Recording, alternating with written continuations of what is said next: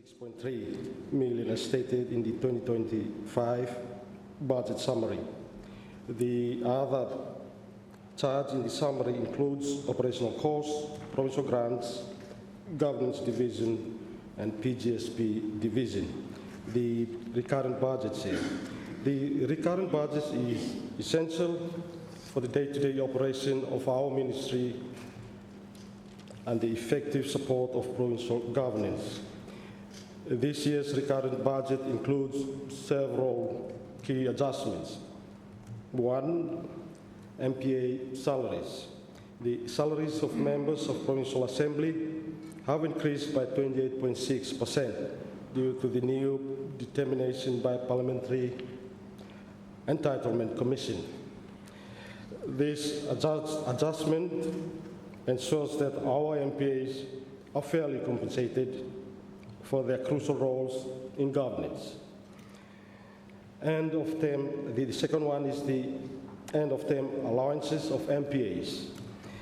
The budget for end of term allowances for the MPAs is zero because in 2020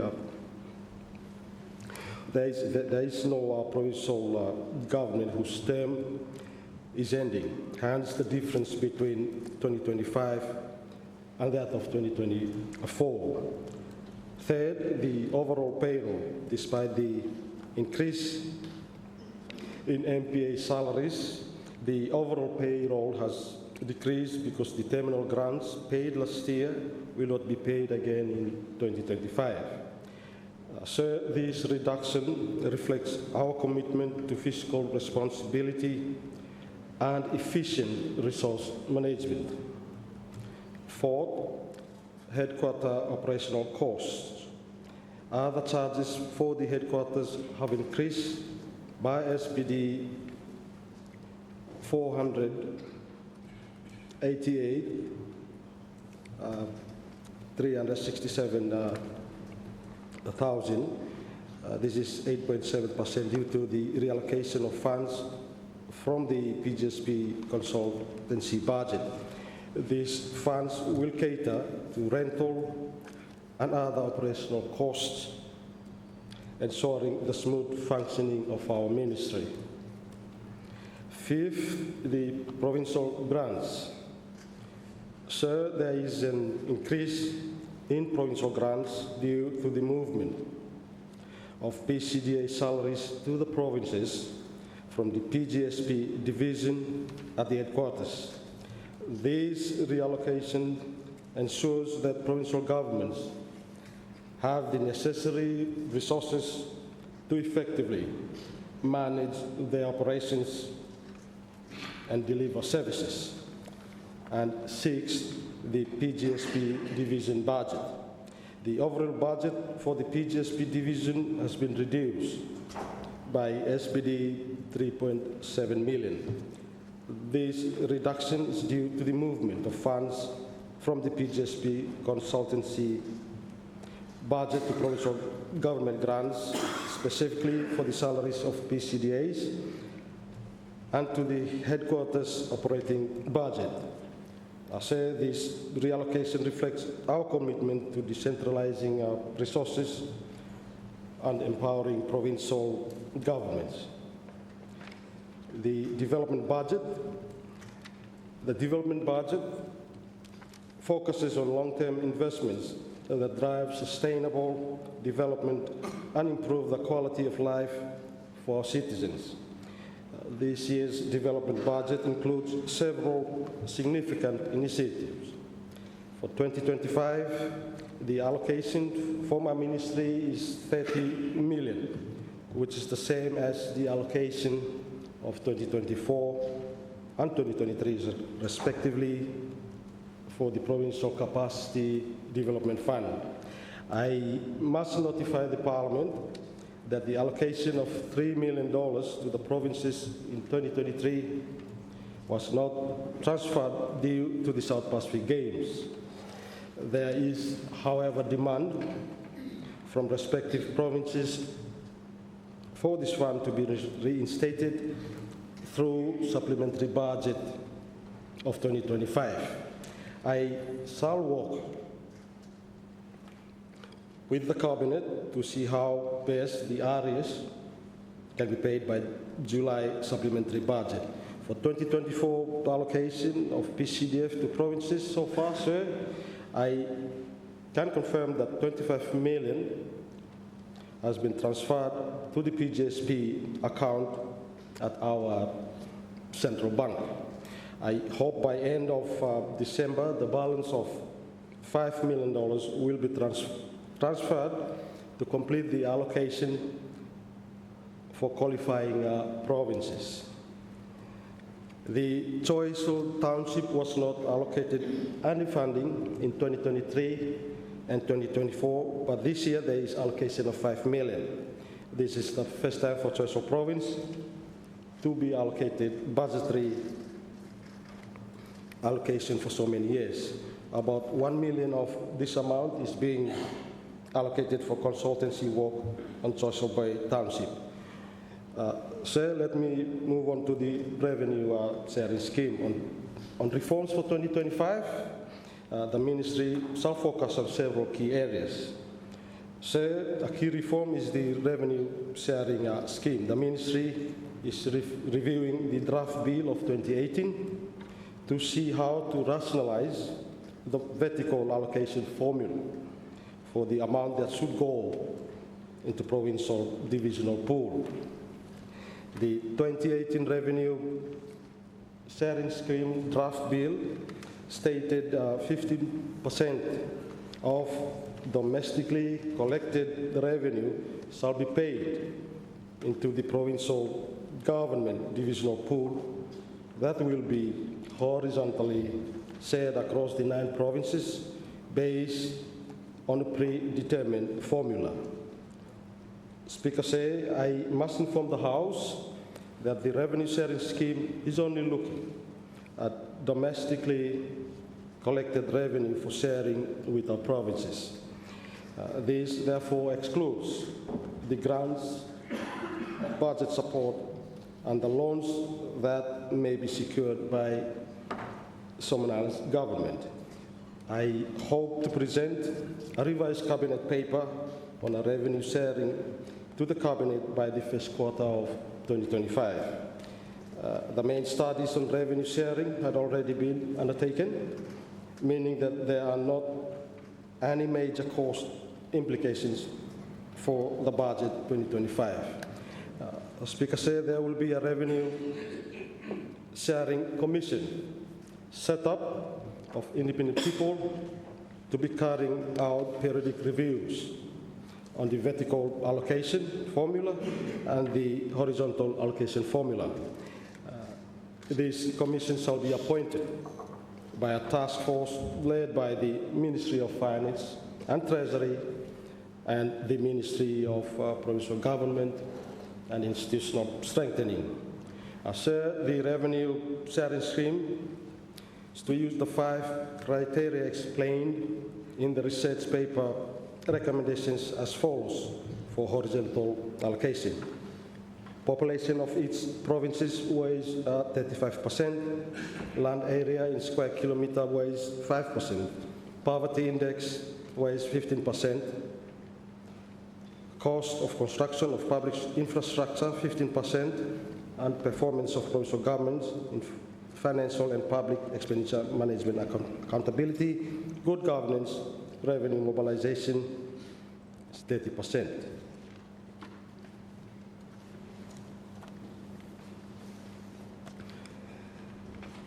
The winning arguments for the revenue sharing, I wish to inform the House the revenue sharing scheme has favorable winning arguments that I believe, when presented, shall be accepted by this House, and some of them are as follows. 1, the scheme would facilitate increased inclusion of provinces into fiscal resource streams. 2nd, the revenue sharing scheme could be a prerequisite for stability in Solomon Islands because the concern of all provinces is resource sharing. A vertical allocation of 15% for start would satisfy all provincial governments. It could be a very viable option to address issues of social, economic, regional disparities, political, and economic stability. It would surely enhance the predictability of provincial budget resources. It would also boost their capacity to plan, program, budget, and invest in a medium-term perspective. The revenue sharing scheme would boost the ability of the provinces to invest in the provision of infrastructure, roads, bridges, ditches, IT, and alternative sources of energy. This would boost private investments, which in turn would trigger private-led economic growth as decided by the government. It would also play a strategic role in the needed transformation of the economy and the private sector. And lastly, it would also strengthen the capacity of provinces to effectively address poverty. The other reform that my ministry will also be taking on, sir, is the Provincial Government Act 1997. This review, sir, has taken over 12 years of consultation, but the recent discussions on federal constitution distracted the attention of provincial governments and my ministry. I am, however, happy to announce that the ministry has identified key areas that currently impact on provincial service delivery. Those key areas called quick fixes shall be tabled early next year for consideration by the Cabinet and Parliament whilst waiting for major review. So I hope the review of the key aspects of the Act, the Provincial Government Act 97 and the revenue sharing scheme shall give the kind of fiscal autonomy that the government desires for provinces. In the absence of budgetary allocation for further consultations, we shall focus on areas that do not require extensive consultation, whilst major reforms continue at the background and alongside the federal constitution. Sir, the coordinating with the Ministry of Rural Development to avoid duplication, sir, my ministry shall have discussions with the Ministry of Rural Development to see where the constituency development committees may coordinate with ward development committees to avoid duplication. Appropriating donor funding.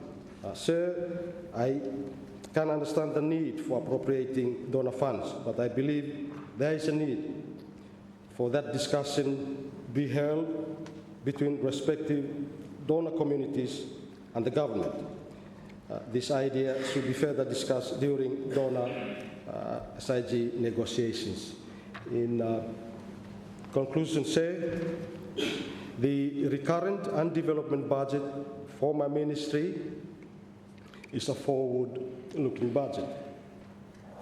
Even though the ministry did not have its bids approved, the ministry shall manage with key activities that do not have large funding implications. The budget, however, addresses the immediate needs of our ministry while making strategic investments for the future by ensuring compensation for our MPAs, managing our resources efficiently, and empowering provincial governments. We are laying the foundation for more resilient and prosperous Solomon Islands. Sir, I urge all members of Parliament to support this budget as it is crucial for the continued development and well-being of our provinces and citizens. Together, let us work together towards a brighter future for all. Thank you, and I resume my seat. Thank you. We go to the Honourable Minister for Health and Medical Services and MP for North Korokanal for the floor, sir. Thank you, Speaker, for allowing me as the Minister for Health and Medical Services and a member of North Korokanal constituency to deliver and to contribute in the motion of our Budget 2025. Before I update this Honourable House on the Ministries of Health Budget 2025, and before I also respond to the Public Accounts Committee, on behalf of my ministry, me like for conveying sincere acknowledgement, Lord Chair, Lord PAC, and other members of the PAC for scrutinizing our budget, Lord Health. I also wish to thank and acknowledge the Minister for Ministry of Finance and Treasury, the Minister for Ministry of National Planning and Aid Coordination, and the Ministry of Public Service for collectively putting together the 2025 Appropriation Bill and 2024 in collaboration with all the government ministries. My sincere gratitude to you all. May I also take this opportunity to convey my acknowledgement to the directors of all the provincial hospitals around Solomon Islands for putting together and quantifying our budget, below Ministry, below Health, below 2025. I, as the Minister of Health, Mr. Speaker, wish to thank for their dedication in providing the health that our people need. This health budget, Mr. Speaker, belongs to the people of Solomon Islands, and it is the budget to restore the deteriorating healthcare system we continue to face. And obviously, people me complain lohen. There are three important things, Mr. Speaker, to know when we are running healthcare for people me. Number one is the healthcare facilities. Second is the budget for consumables. And thirdly, budget for health workforce This budget may require economic and lifestyle Mr. Speaker. You have seen that the budget for this year has increased to 700 million for recurrent and 44 million for development budget. Hem dependent on lifestyle and so I want to let the people of Solomon Islands, and as well as this Honourable House, that lifestyle that you may do today will continue to put pressure on our budget. If you manage to smoke this time, you are simply disrupting the glucose homeostasis that over time, but also contribute to this budget, and also aid in resistance to insulin, Mr. Speaker. So lifestyle this time, if you know that it's not healthy, Mr. Speaker, please shift back to healthy lifestyle, because you will contribute to the budget, which is second largest of the budget in the Appropriation Bill. So our lifestyle also contributes to this budget. Now, Mr. Speaker, let me respond to the PAC recommendation on the 2025 Appropriation Bill 2024. The PAC report made 4 recommendations specifically for the Ministry of Health and Medical Services under Head 09. Please allow me to briefly respond to this recommendation while at the same providing further clarity and further highlighting the course of actions. Mr. Speaker, on recommendation 18 of the PAC report, the committee recommends increase the medical laboratory supplies budget to support the expansion of specialized care.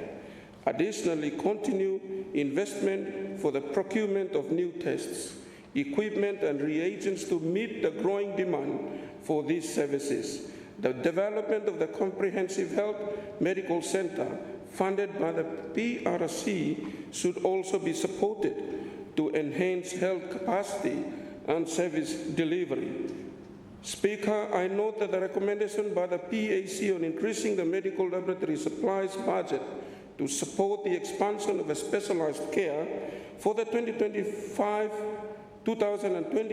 budget, and for the first time, the Ministry of Health has increased the NRH's budget specifically on chemicals from $0 to 10 million. This is to cover the increase in screening and diagnostic laboratory testing, Mr. Speaker, for both routine disease diagnosis and treatment, as well as screening and civilians. The recent report showed NRH's medical laboratory did around 219,326 laboratory tests done in 2023, of which only 345 tests for diseases civilians. This is not sufficient, Mr. Speaker, as the capacity to detect diseases of high risk contagious is below standard. A recent quality assessment done by an external expert references team showed that the quality of NRH's med lab has dropped below 50%, and that is partly due to lack of reagents. Hence, this is to allow more advanced, increased frequency of civilians and quality testing to be done in the country. This funding provides for NRH's laboratory, but also to cater for the needs of newly established laboratories in the provinces.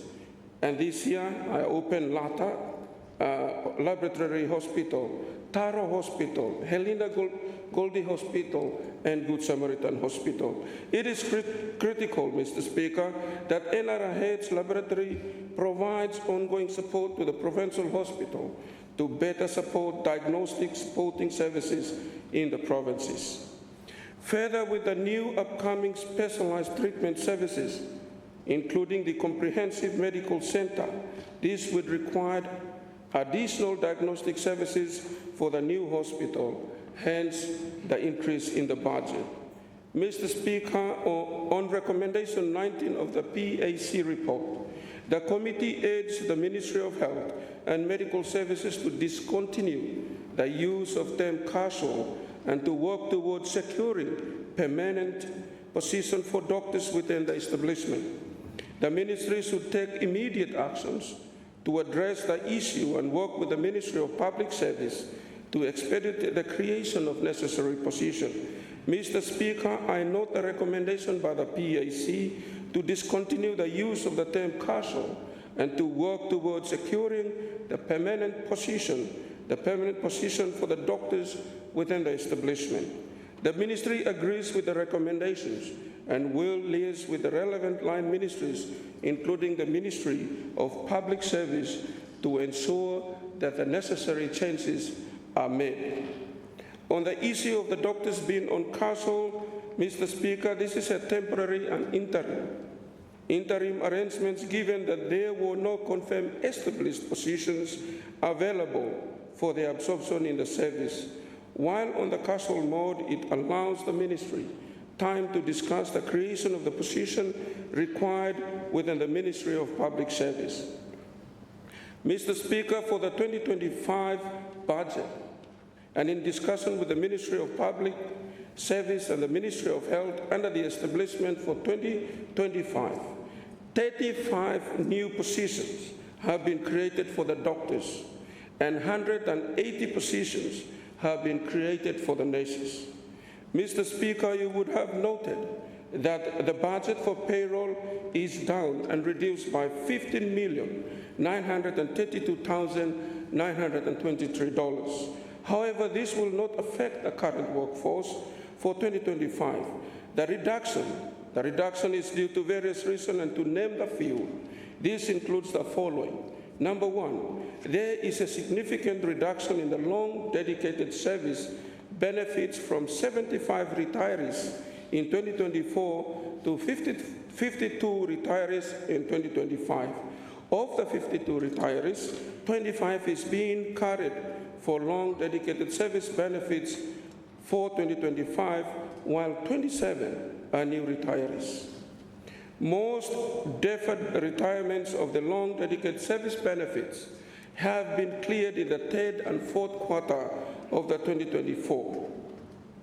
The Ministry of Public Service payroll audit has indicated that NRH staff are receiving provincial posting allowances and special duty allowances, which are meant for provincial-based officers. 57 officers currently listed under NRH are receiving provincial posting bonuses. These allowances are removed in the 2025 estimates. The public service policy on training, Mr. Speaker, is that officers who go on training are entitled to go on 50% salary.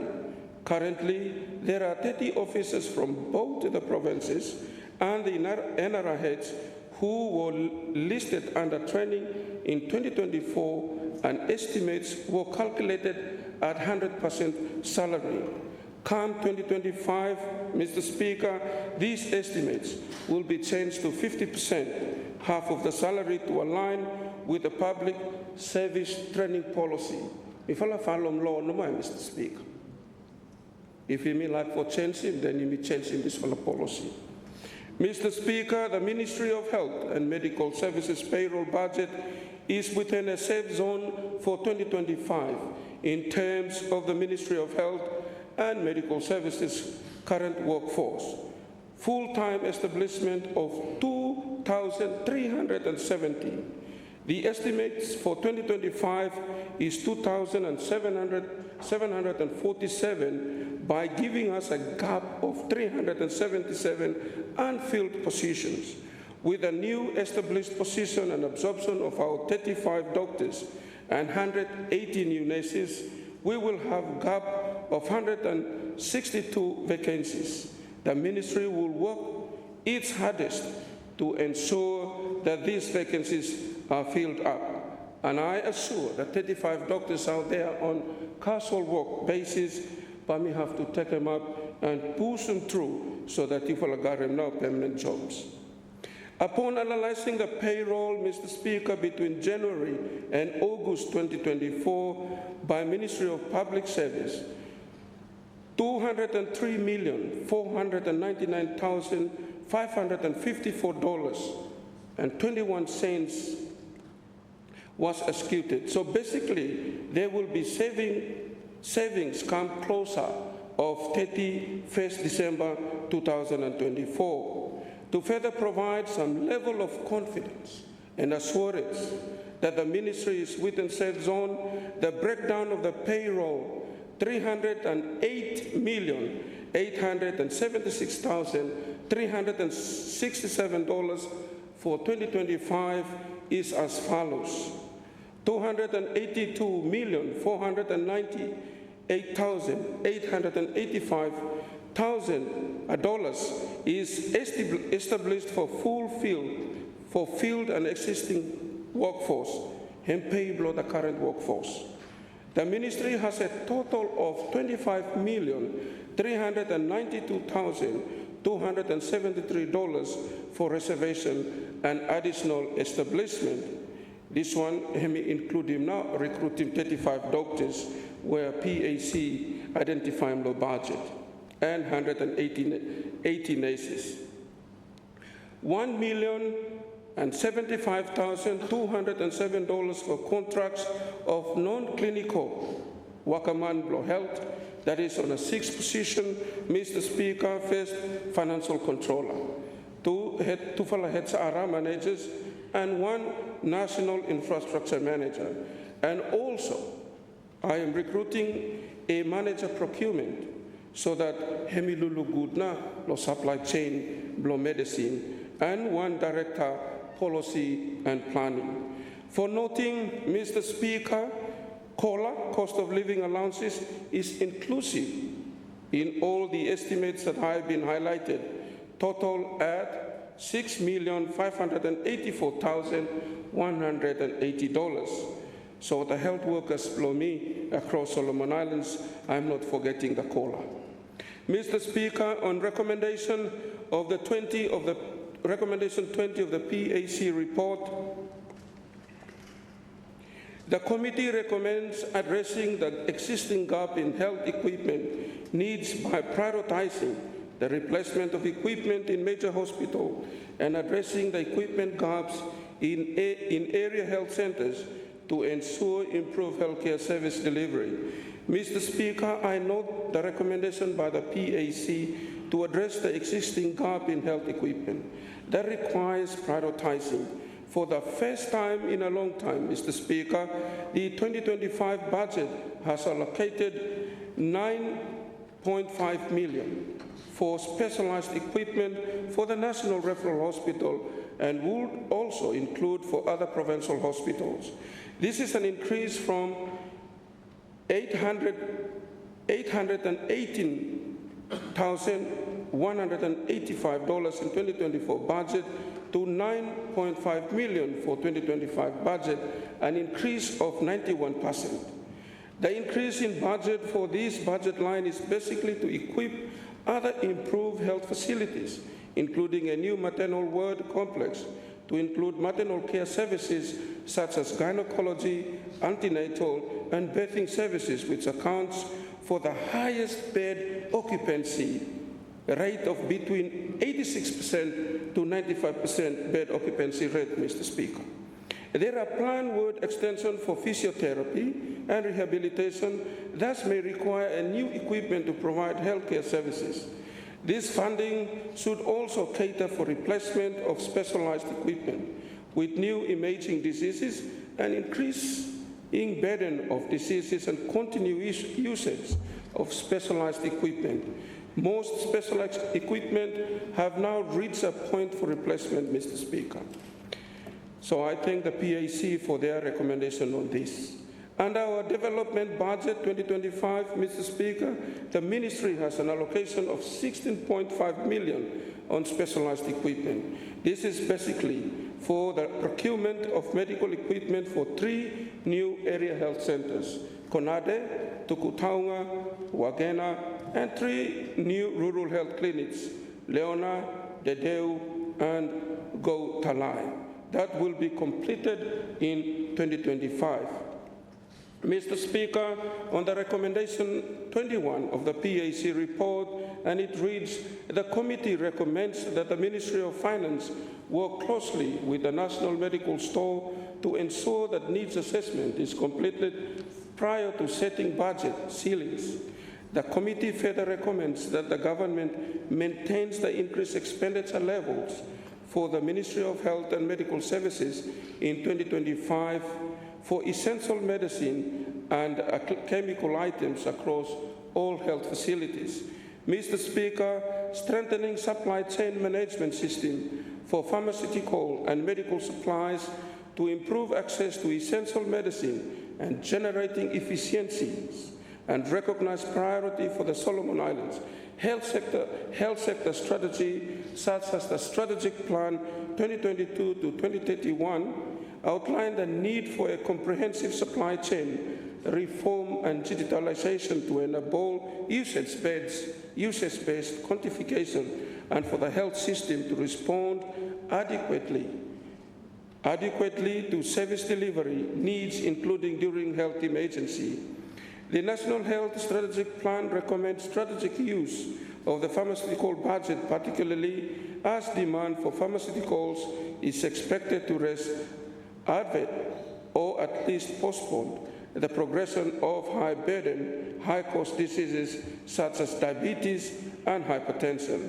Similarly, as reflected in the Solomon Islands Public Expenditure Review, identifies pharmaceutical spending as an increasing cost pressure for the ministry, and improved supply chain management is an essential strategy for providing quality health services at decentralized level for a greater cost efficiency and progressing commitments to universal health coverage.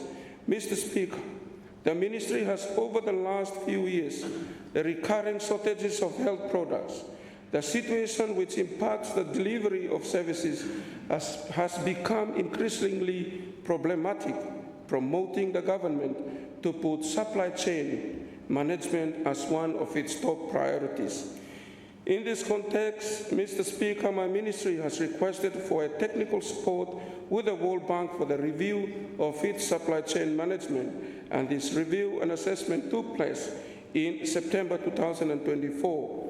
To assess the Solomon Islands pharmaceutical supply chain system, the report of this review is undergoing internal review and validation, and the ministry aims to have this report finalized this month and launched early next year. Mr. Speaker, the National Medical Store's budget for the first time in history will be increased from $56,971,567 in 2024 budget to $127,346,573 in 2025 budget. It is my hope, Mr. Speaker, that of my ministry, that the baseline for 2025 budget for the National Medical Store will either be maintained and in with additional increases comes the 2026 budget. On drugs and dressing, the ministry has a new baseline for 2025 with a total of $95 million. This also in responding to the PAC recommendation of the 2024 supplementary budget. The increase will see us not only to cater for the value of tender for 2024 to 2025, but also to clear of all our outstanding bills on drugs and dressing from previous years since 2015 up until now. An additional top-up of $20 million is urgently required to support procurement of vaccines for immunization program, given the increased live births requiring this service. Family planning, commodities in the event of UNFPA transition, and the specialized drugs, particularly for the operating theater services. Increased oxygen supply demand post-COVID is on the rise. Hence, the request for additional budget is essential, Mr. Speaker. For vaccine and oxygen, Mr. Speaker, these critical items currently come under the drugs and dressing budget line. Our recommendation going forward is to have these items under different and separate budget lines. Thus, my officials will be liaising with the Ministry of Finance to ensure the creation of separate budget lines for vaccines and oxygens. While the ministry will have an increased budget for 2025, for which I'm grateful, for the onus is on my ministry to ensure internal control measures are strictly complied with, but equally so to also ensure that the ministry also improves on its utilization in implementing the objectives of the various annual work plans of the ministry. Mr. Speaker, allow me to remind this honorable House that health is the biggest wealth for a human being in his or entire life. One can survive without excess money, but cannot survive without good health. Health is something, Mr. Speaker, that we can't buy with money, but we can take care of it, and we can cure it when needed with the help of the money. If a person is not having good health, Mr. Speaker, he or she will not able to enjoy his or her life to the fullest. And I could see that we are all healthy. That is why we are present today for a debate on our budget. Money doesn't make a person rich, Mr. Speaker, and happy, but good health does. Moreover, a person cannot feel complete and happy without good health. These are trying times, Mr. Speaker, to say the least, and it is important that as members of Parliament of this honorable House, whether you are in government or in opposition, that we stand together to contribute and to ensure the health of our people is paramount. Mr. Speaker, I thank you to the members of this House for your attention and to contribute to this budget 2025. I thank you and I take my seat. Thank you. Thank you, Honourable Member. Minister. We now give the floor to the Honourable Leader of Opposition, MP for Aukelangalanga. Aui, Mr. Speaker, and Laui Pongpongi. Sir, I do wish to thank the Honourable Minister for Finance for bringing the 2025 Appropriation Bill 2024 for deliberation by the House. So government hemi set tufala ambitious policy pillars or themes, if you like, for the 2025 budget. First one, strengthening resilience to achieve sustainable economic growth, and the second, enhancing service delivery to the people. Two fellow objectives here, sir. Government hemi say, hemi som now ting lo government to foster a more robust and equitable economy while addressing the immediate and long-term needs of the nation. As we, sir, assess or look at this 25 budget, we will assess whether it is within reach of the proposals contained in the 2025 budget.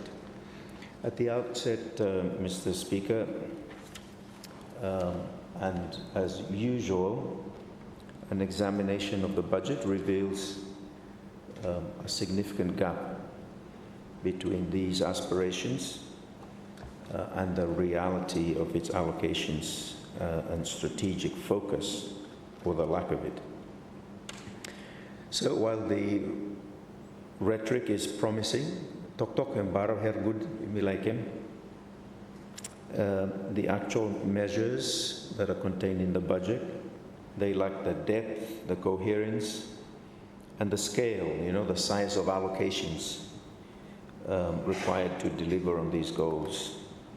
The persistent challenges across critical sectors such as health, as Minister Talemkam, education, infrastructure, agriculture, and governance, I think they underscore the systemic underinvestment over so many years, the weak strategic planning, and an over-reliance on outdated approaches that fail to account for the evolving needs of our country. On inflation and cost of living, sir, the latest data from the central bank presents a deeply troubling scenario for the country. Headline inflation accelerated to 4% in the September quarter of this year, 2024, up from 3.2% in the corresponding period of 2023. This surge in inflation, sir, driven by a combination of domestic and imported factors, has made daily life more costly for ordinary Solomon Islanders. Households now face higher prices not only on fresh fruit and vegetables, but also on electricity, fuel, transported goods, transportation, and other necessities that underpin everyday survival for the vast majority of ordinary Solomon Islanders. Sir, I have said this many times, and I repeat, the inflation formula, Mr. Speaker, seems also to be inconsistent with the daily experience of the vast majority of Solomon Islanders. No matter inflation figure, life is hard for many of the vast majority of our people. You sabi, Mr. Speaker, $100 this time you go to store, you tuval something you buy, $100 must know, Mr. Speaker. Cost of living is just simply too high for the majority of Solomon Islanders. And this one, lo town no more. There's wars going on in villages, where many of our villagers now need cash to survive on a daily basis. Like the budgets before it, sir, the 2025 budget does not address these cost of living issues. This one is no new problem, problem every budget come now. But this, sir, this neglect is not good. And him should know all sin. Sir, while core inflation has eased marginally from 4.8% to 3.6%, this slight decrease, sir, provides little comfort when viewed against the backdrop of relentless cost increases. Sir, the upward trajectory of household expenses forces many families into a perpetual struggle to afford even one proper meal per day, especially this one hemi barabatru in our urban centers, but I know it is true for many other communities, vulnerable communities outside of urban centers. This, sir, leaves very little fiscal space in families' budgets for critical long-term investments, also school fees for Pikinini or preventive health care. Instead, Mr. Speaker, deprivation tightens its grip year after year, forcing too many of our people to navigate a precarious existence that is hand to mouth without any meaningful long-term hope of improvement. And we may ask, Mr. Speaker, this one me workable government or blogger individuals here? And I would say, sir, government has a meaningful role to play in it. If government no impact inside lo household and inside lo family, then government hem failing people blahem, Mr. Speaker. Sir, policies to date have offered insufficient relief, and therefore stating a policy goal merely of alleviating poverty is inadequate when the desperate need is the complete eradication of this fellow curse. While it is still possible to do it, we can totally eradicate poverty from within our population. Sir, to achieve meaningful change, government must articulate and implement a cohesive, clearly defined anti-poverty strategy, one that is grounded in rigorous analysis of the root causes, and one that is capable of delivering transformative outcomes, where the transformative government was formed for. So important something, this one. So without bold action and a willingness to implement systemic reforms, the cycle of poverty and suffering will continue, unlocking future generations into a cycle of hardship where for many they have been haunted. Lo different parts, lo nation, lo yumi. If you look lo income household survey, lo one of the years past, but you look in the growing depth and breadth of poverty, lo at the various communities, bloyumi and provinces throughout our beautiful country. It must become a concern for government policy for respond and eliminate this fellow scourge.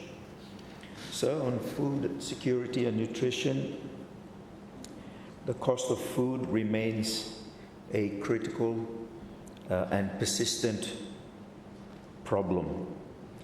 Solomon Islanders are confronted with a harsh paradox.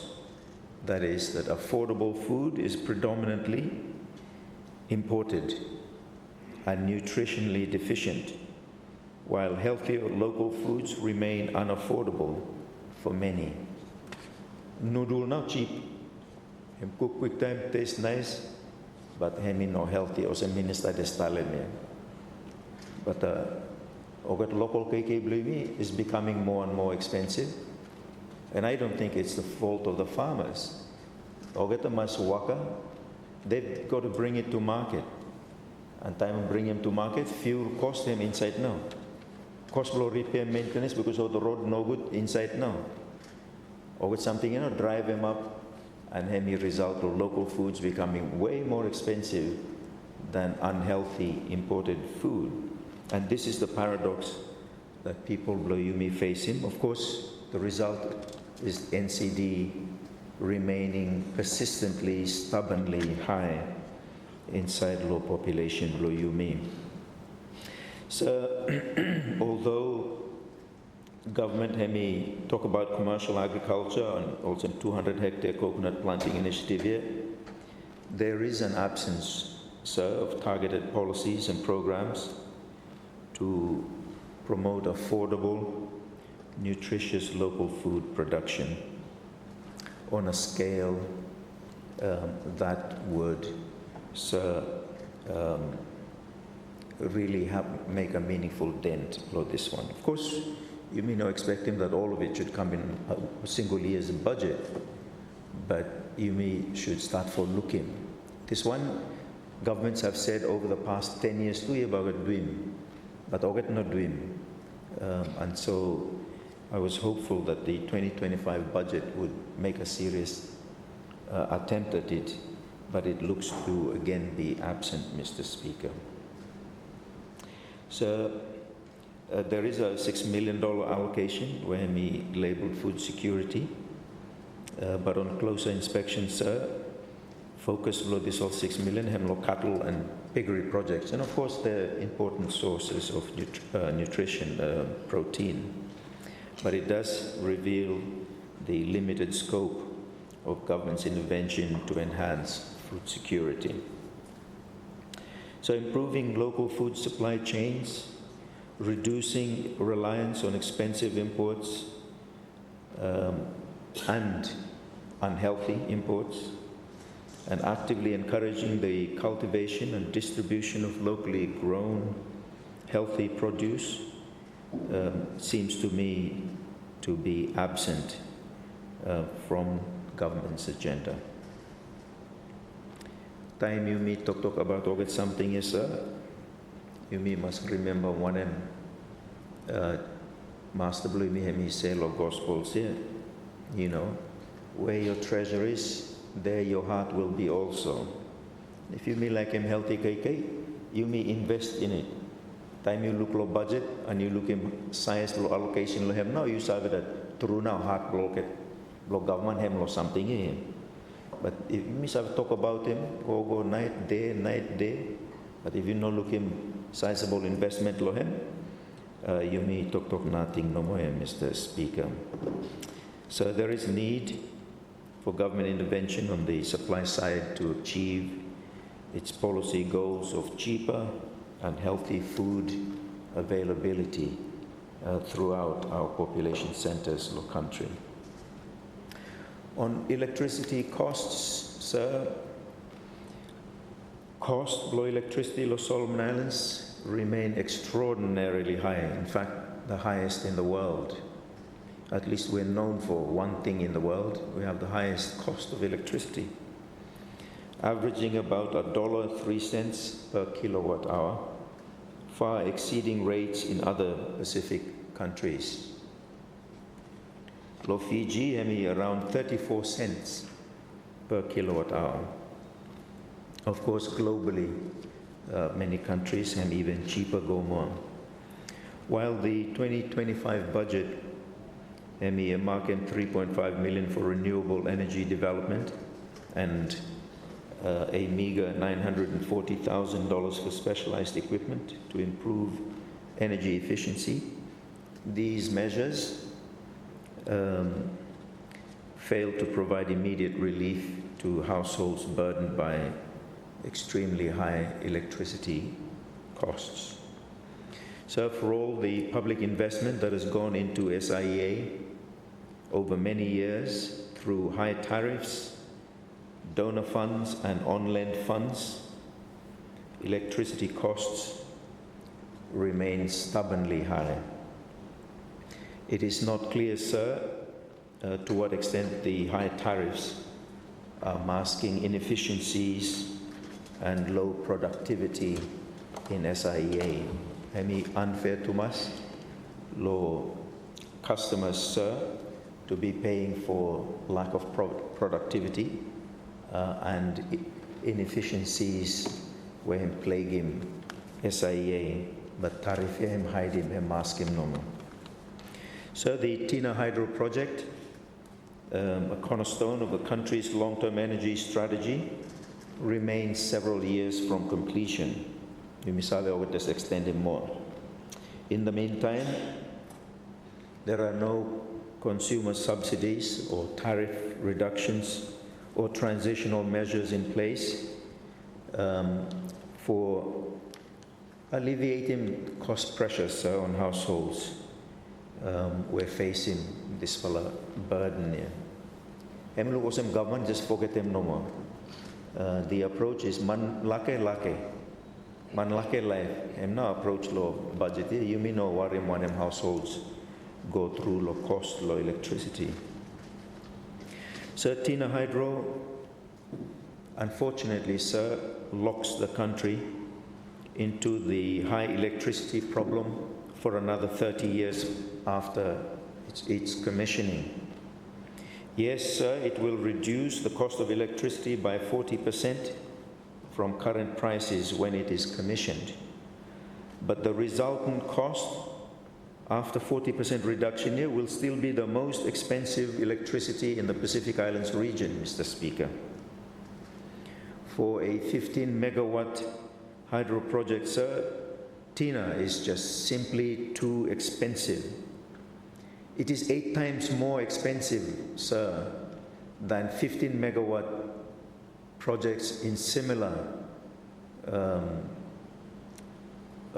projects from around the world with similar economies also in Bloyumi. This, Mr. Speaker, me tell him many times before, and I will repeat it, is the result of incompetent negotiations by government. Government not protecting Yumi. The government was taken for a ride by the developers and financiers in this whole thing. This is not the first time me raising this for concern, but I think we must keep raising because future generations will keep paying for the terrible handling of the financing of this whole project. And the result is high electricity costs after commissioning of Tina for another 30 years, Mr. Speaker. Embara unfair to masin. Instead for you me make them life easy go for the next generations, you me just put them heavy luggage on their heads more to carry for another 30 years. So energy reliability and cost, two fellow critical catalysts here for increased private investment in the economy. Tina locks our economy for 30 years, Mr. Speaker, from seeing vibrant growth. Yes, him come down 40%, but still the most expensive in the region. So by him driving growth, but that will be after 30 years, Mr. Speaker. What a deal we got ourselves. What a terrible deal. So the budget offers no mechanisms to shield the country from global shocks in fuel supply and shipping, a vulnerability exposed repeatedly by external crises, Mr. Speaker. Lessons from events such as the Ukraine-Russia war have gone unheeded, leaving consumers' electricity and transportation costs subject to the unpredictable volatility of the global markets. So there have been many such cycles of volatility in the past, but there's not been a strategy to build strategic reserves capable of helping the country to ride out such volatility. As a result, Mr. Speaker, high fuel prices are often the main culprit in the unreasonable high cost of living in Solomon Islands. If we're serious about high cost of living, price of fuel and price of energy must be attacked seriously. That is not reflected. So So in terms of transportation costs, country below Yumi, where Yumi spread out, islands were spread out, sir, transportation, hemi bar is an essential component of our economic and daily life.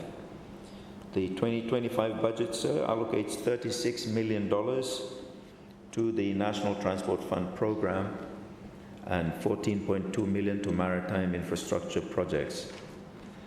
Although these investments have the potential to improve connectivity, sir, and reduce costs over the long term, their effect on immediate household transportation expenses is likely to be minimal.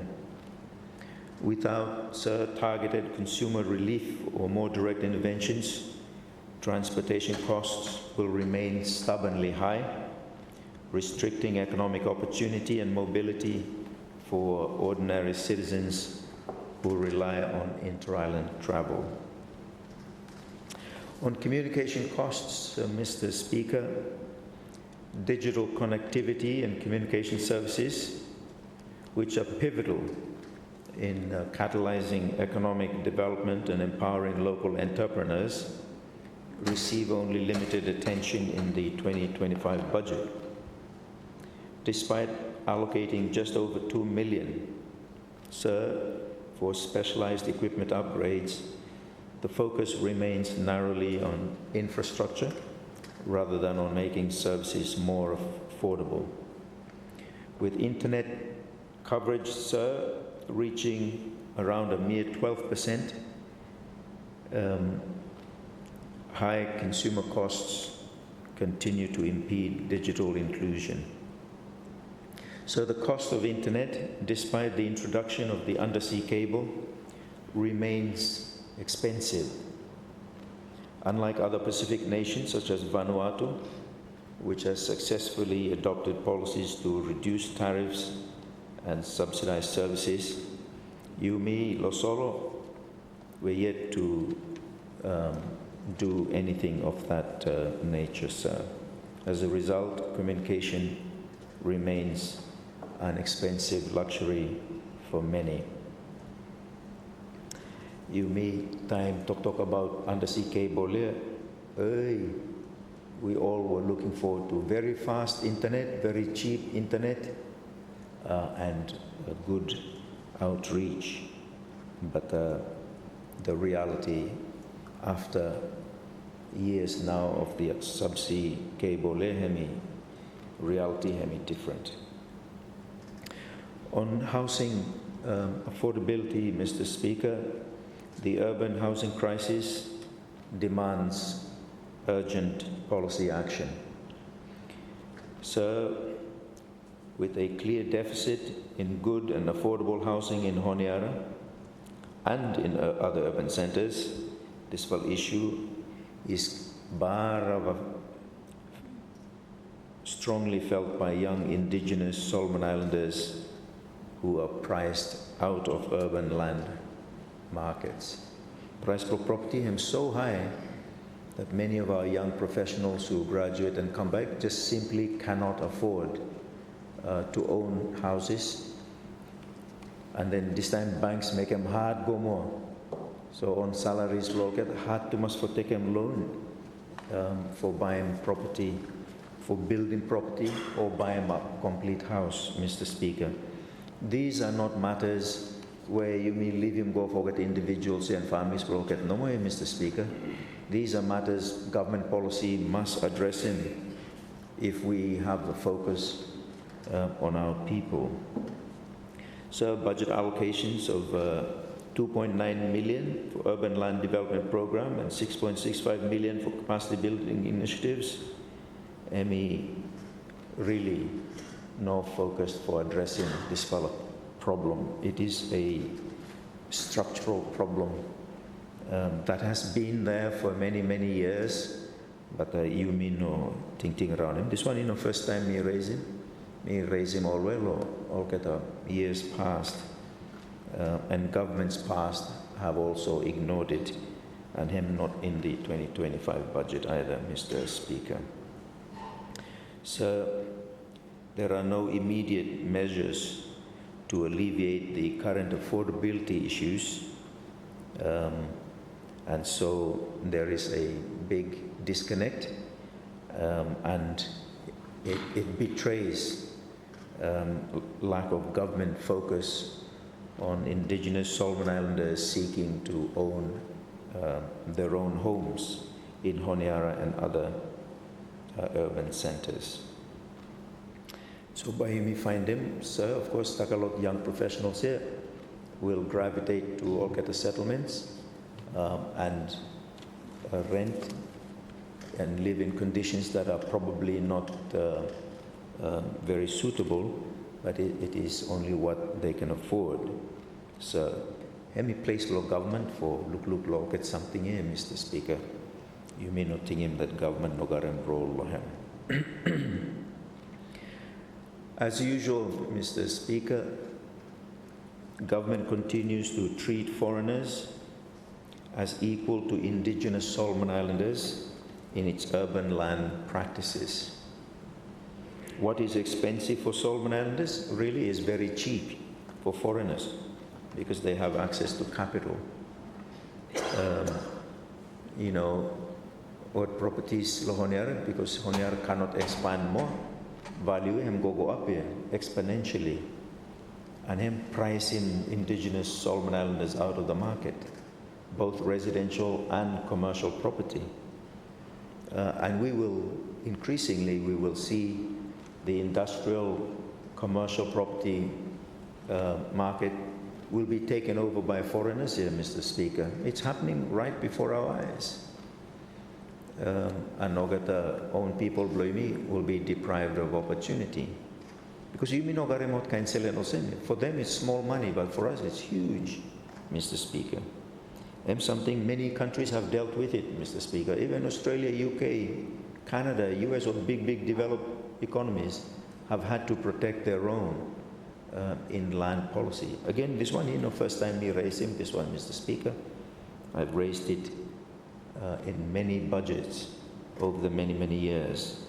But again, over those many years, as in the 2025 budget, this matter is again ignored.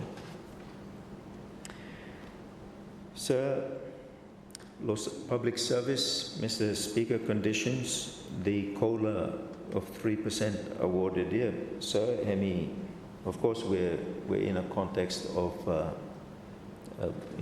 tight fiscal space, but COLA and barawa low for good here. You miss our logat maita lo public service here. So after many years where all get a struggle come with no increases, and for various reasons too, economy has struggled to be able to afford increases in public service pay. But we need to seriously look at, Mr. Speaker, conditions bloketa, housing bloketa, and so forth. So just let me very briefly turn to government fiscal outlook. Recent data from central bank, sir, shows total government revenue reaching $2.6 billion by September 2024. This one had a 1% increase of the same period in 2023. While tax revenues rose slightly, donor funds declined, and receipts from fishing have also declined, underscoring the precarious nature of the government's revenue base. Furthermore, Mr. Speaker, a chronic cash flow problem persists. These, Mr. Speaker, are the direct results of government's decisions, lack of decisions, actions, and inactions. They are the direct result of deliberate choices by governments. Sir, government projects a total revenue for 2025 at $3.8 billion, implying a 12% increase over the 2024 revised budget. Within this figure, sir, lies an anticipated 14% increase in tax revenue and a striking 22% rise, Mr. Speaker, in non-tax revenue. Projections, sir, that outstrip the nominal economic growth rate of approximately 6%. Such optimism, Mr. Speaker, really is difficult to justify absent comprehensive reforms aimed at tax compliance, revenue diversification, and modernization of our taxation regime. So the credibility of these projections is under question, seen in light of the data from 2022, 2023, and 2024. We must, Mr. Speaker, pay attention to revenue performance through history so we can see what is realistic and what is not.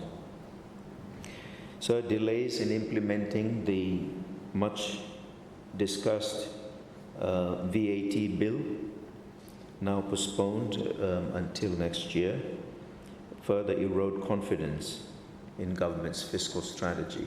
This bill must be brought forward, sir. Without this and other reforms that broaden the economic base, hopes of bolstering the tax base and reducing vulnerability to external shocks, Mr. Speaker, remain remote. It is important, sir, that there are more people and companies paying less tax each, but giving government greater tax revenues in total to fund public services. We want more people paying taxes. The tax must come down. Tax burden is too high on individuals and companies.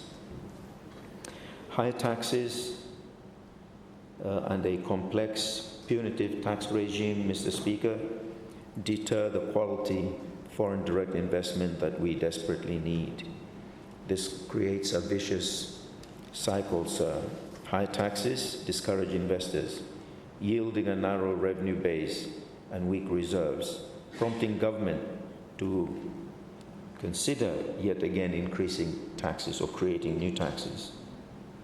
Breaking this cycle, Mr. Speaker, is imperative.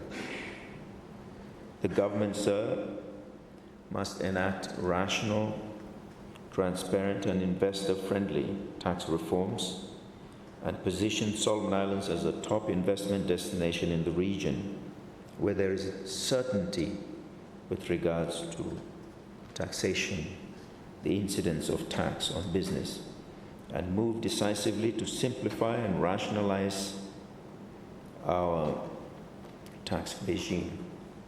So only through such bold interventions can we diversify the economy, strengthen our fiscal position, the government's fiscal position, and lay the groundwork for sustainable, inclusive growth. So on the labor mobility scheme, the scheme, sir, has provided meaningful employment opportunities for many Solomon Islanders overseas, enabling them to earn better incomes and support their families. The remittances, of course, are an important support to our balance of payments and foreign receipts. However, sir, if this scheme is to remain robust and resilient, the government must invest in ensuring that participants receive adequate training, that remittances are channeled effectively into productive investments at home, and that the program's long-term sustainability is safeguarded.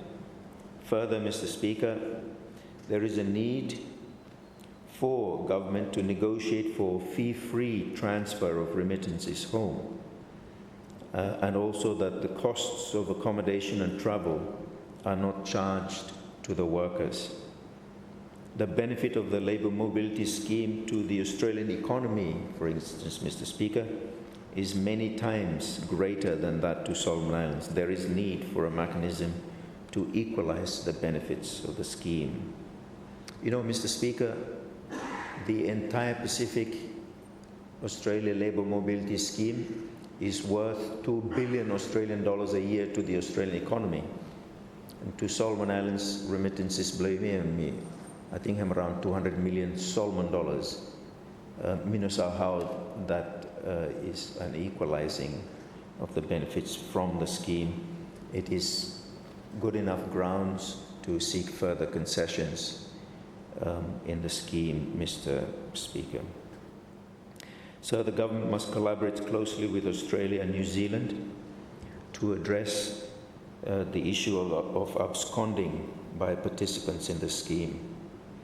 Because left unaddressed, Mr. Speaker, this challenge risks jeopardizing the credibility of the scheme and future opportunities for other Solomon Islanders eager to benefit from it. I mean, important, we must address in this one. Staka, no staka, but samfala people blow you me, or to go no more tourist visa, and go lo gaton or get say, lo Queensland. And not kasim there, go torrent passport all about now, they're not all waka no more. And then time o get a siki or problem too, but no sa go hospital. Because go hospital, you must some ID and also. And so they are caught in a very difficult situation. You must look how you may eliminating this problem where it might affect their reputation. People blow you me where go along Australia, sir. Sir, longo side law expenditure, Mr. Speaker, the 2025 budget projects a 5.15 billion total expenditure against revenue estimated at 3.7 billion, leaving a deficit of 1.3 billion, Mr. Speaker. Of this shortfall, the government hopes to finance 870 million through external and domestic borrowing, as well as financial assistance from multilateral and bilateral institutions. This, sir, leaves the significant gap of 404.4 million unfunded. So 5.15 billion here, Mr. Speaker, meaning each month, pro rata expenditure by me about 420 to 430 million. You cash you must gare me. And starting in 3 weeks no more, starting next month, not January. And I think we all know government does not have that kind of cash. And we all know by him a little bit hard for kind of cash here on a monthly basis here. This is just unrealistic, Mr. Speaker. Sir, given recent experience, and it's consistent too, experience I'm consistent over many years. You know, experience below this year 2024, no, we talk about it. 23, 22, 21, over years here, you me borrow inside tight cash flow problem here, Mr. Speaker. So I doubt very much, sir, given that experience, I doubt government's ability to secure external funding for the 870 million component low deficit here. Sir, it is highly likely that the unfunded component of the budget will remain very close to that total 1.3 billion, sir. This, Mr. Speaker, is a very serious credibility issue, both for the government and especially for its budget, 2025. So if a majority of the deficit remains unfunded, it is likely, sir, that the minister will impose reservations on expenditure by the end of the first quarter of 2025 to ensure that government can merely survive and continue to offer the most basic of services. There is nothing, Mr. Speaker, in the 2025 budget that shows that 2025 will be different from 2024. Reservations, any clump Saka Ministry complain or no sabe deliver work programs work plan because of reservations here. PAC couldn't print on time law report because of reservations. Or toners or printers break down for the last 6 months now, Mr. Speaker. There is nothing to suggest that 2025 by him better, Mr. Speaker. And so credibility below 2025 budget him hinge lo this one finding the cash. Even passing budget here, $5 billion all $5 billion worth of this budget. Passing budget pepa nating selen na ho waka of no in selen by mi hollow Mr. Speaker. That's the question that must be answered, and hemi no clear, Mr. Speaker. So, government may outline in 3 avenues to address this fellow shortfall. New revenue measures. This one me always worry in already a tight economy. New revenue measures make me worry a little bit. It might add to an already high tax burden on a very narrow base of taxpayers. Expenditure control measures. This one now important one. But you mean no passing budget, then placing reservation lohem. You mean no passing budget, then inside budget time ministries raising payment go down lo treasury, then it's like a lottery down there. Who will get paid? Who now buys all of us time more? Or send them go then procurement, using more procurement more as an excuse for not releasing payments come, Mr. Speaker. Control measures here must start come lo budgeting process now, so that what ends up in the budget is truly reflective of how much cash we estimate to have. This excessive, unrealistic setting of budgets, Mr. Speaker, is counterproductive. If we raise more revenue during the year, no problem, Mr. Speaker. We come back for a supplementary, and we say we've actually got a bonus. We've raised more money than we thought, and therefore we can undertake further expenditure also. But you mean expenditure here? Then February no more, March no more, placing reservation lohem here. No more, right from the word go, we were indecisive. We could not prioritize. We have no strategic vision to inform what now bar our top important priorities. You must focus lohem, sir. So again, I say, Mr. Speaker, a lot of big talk, but outcomes do not support the big talk. Sir, important this VAT bill must come. That is an important bill to address government's revenue collections. Of course, ongoing efforts to broaden the tax net are important, and customs compliance enforcement are important. Sir, you may talk about revenue, you may just talk about bauxite law, renol no more the other day. Revenue na, what kind of revenue more you may like any? Revenue na, you may let them go, 33 shipments go. Revenue now, you mean nil no more, nil duty law kata mineral bauxite nil, every mineral go with him nil. Minusalo nickel nil too, or get mineral go with him. And by nil for how long, Mr. Speaker? Every year you mean cash flow problem, na you give him away. But you mean alright Me no understanding, no, Mr. Speaker.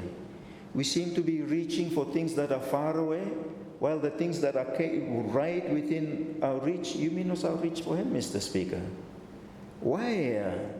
You was able to answer why no way. What now? Had to must not come to Parliament to make some quick amendments. If it's something hard for amend them, come amend them. This one is not hard no more for amend them. Something you may everyone agree on. Yet they're so difficult to bring. Actually neglected now, forgotten now. This one have not me say, but you should be same law, you may say for mismanaging the country's resources, Mr. Speaker, and then complain, you may not got him selling. You no got him selling, ma selling country got him. You're giving it away, Mr. Speaker, because mineral returns remain zero. No following royalties. Mr. Speaker, you mean all right to Sir, no good to me. Sir, external support must be coupled with institutional strengthening and prudent debt management to avoid over-reliance on loans. A transparent, credible, and medium to long-term fiscal consolidation strategy, Mr. Speaker, is crucial to restoring fiscal stability and credibility. If we talk about resilience, you must rein in no more expenditure. There's no other way around it. Let's stop kidding ourselves, Mr. Speaker. More borrowing is merely mortgaging the future generations, no more, for unsustainable levels of expenditure. So with the exception of 2018, the government has run consistent budget deficits from 2016 kakam kasin bayumi doing more for next year more 2025. 9 years of imbalance driven by high expenditures against a narrow and declining revenue base, sir. Expanding expenditures, sir, without strengthening the revenue base has placed unsustainable pressure on the economy, creating a cycle of deficits that rely on borrowing. These, Mr. Speaker, were all deliberate policy choices by government. You know something, you may go, you may second no more, you may fall down in safety. These were deliberate decisions that were taken by governments. The 2025 budget, Mr. Speaker, unfortunately is no different. There is no transformation, no any transformation. Same, no more. This fella, chorus blow, minus of my dollar, one follow with all man blew me before. Same, no more. And start Carlo 16, you may do him same something. It doesn't work, you may continue for do him. Continue for repeat him. Mr. Speaker. Sir, donor support over the same 9 years through both budget support and non-appropriated funds has masked, let me cover up the full extent of these challenges. In our context, Mr. Speaker, it is clear that consistent deficits fueled by poor quality expenditure undermine economic resilience and sustainability. I mean, let me common sense no more, Mr. Speaker.